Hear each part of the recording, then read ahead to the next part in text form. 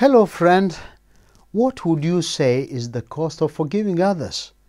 Does it mean ignoring the past or forgetting it? Or does it mean ignoring all the injustices done against a person? Well, let's spend some moment to think through these questions in today's Loving Beyond. My name is Gideon Mumo. Welcome.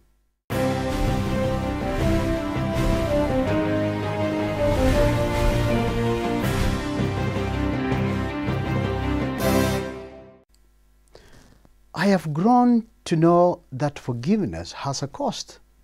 But it wasn't until recently that I got to see the real monsters some of us have to conquer and the mountains some of us have to climb to forgive others. This happened when I met real people struggling with the cost of forgiveness. Pastor, it is hard to forgive them. This is how Sarah started her painful story.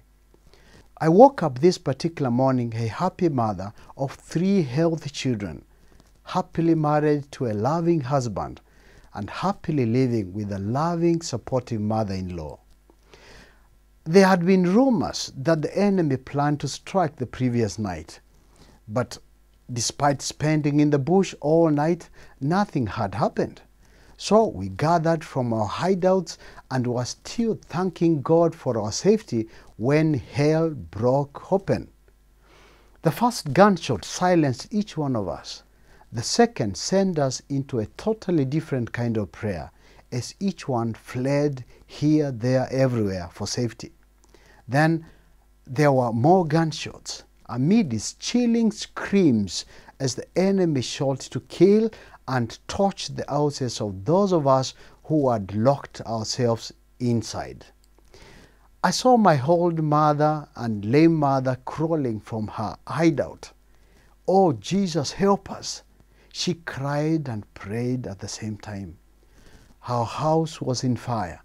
My husband jumped out through a window, his shirt already aflame, and I dashed out through the door, the youngest child on my back, leaving 2 of my children and my mother behind.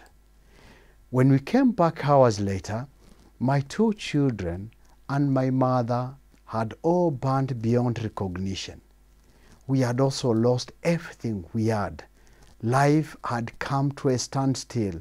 We wailed for days and there was nobody to console anybody. Everyone in the village was mourning. To make matters worse, it's now 3 years and nobody has been convicted of this heinous act. We have been denied justice. Then Sarah looked me straight into my eyes, hers flooded with tears just like mine, and asked me, "Pastor, how do I forgive?" I was silent for a while. Then came these words, "Forgive just as Christ forgave you." Sarah looked up and shook her head, more tears flowing.